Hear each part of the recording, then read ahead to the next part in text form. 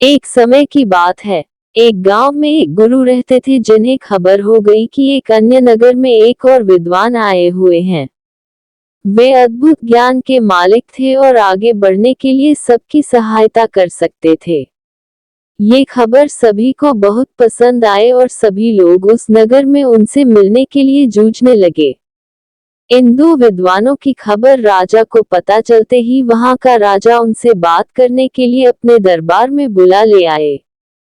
राजा ने दोनों विद्वानों से अपने राज्य में ज्ञान का प्रचार करने का आग्रह किया। दोनों विद्वान ने राजा के आह्वान को स्वीकार किया और उन्होंने राजा के सामने आगे जाकर कहा, आपके सामर्थ्य के लिए हमें गर्व महसूस हो रहा है, महाराज। हम आपकी सेवा में हमारा सर्वोच्च कर्तव्य मानने के लिए तत्पर हैं। राजा ने खुशी से भरे होठों से कहा, तुम्हारे सामान्य भाषा में जनता को समझाओ। पहले विद्वान मुस्कुराते हुए बोले, अच्छा महाराज, हम आपके राज्य के राजा और प्रजा के बीच बातचीत को सुगम बना सकते हैं। राजा ने आश्चर्यचकित होते हुए कहा, मुझे बिल्कुल आश्चर्य हो रहा है कि तुम कैसे कर सकते हो।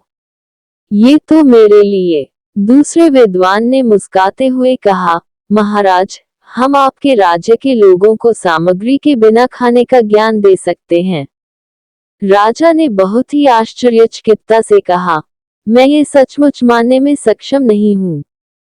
कृपया मुझे बताओ, तुम इस बात को कैसे संभव कर सकते हो।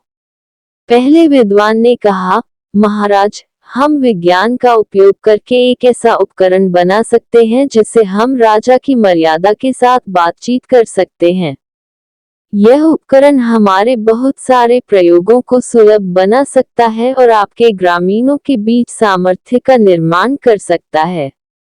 दूसरे विद्वान ने कहा, महाराज, हम खाना खाने की जरूरत के बिना एक ऐसा प्रयोग बना सकते हैं जिससे खाने की जगह नहीं होती है।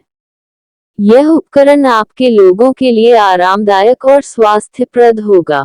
ये सब सुनकर राजा बहुत प्रभावित हो गए और उन्होंने दोनों विद्वानों का स्वागत किया और अपने राज्य में इन उपकरणों का प्रचार कार्य करने के लिए उन्हें सौभाग्य दिया।